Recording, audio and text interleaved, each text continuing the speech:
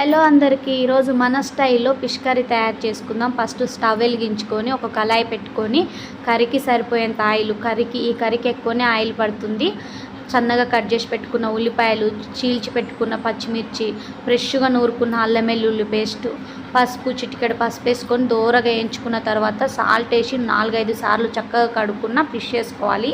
ఇవి local fish, మన దగ్గర దొరికినాయి. చాలా టేస్టీగా ఉంటుంది కర్రీ. ఇప్పుడు మనం కారం వేసుకుందాం. కర్రీకి సరిపోయేంత కారం వేసుకొని నేను 3 టమాటాలు మంచిగా మిక్సీ పట్టుకున్నాను, అది కూడా ఇందులో పోసుకోవాలి.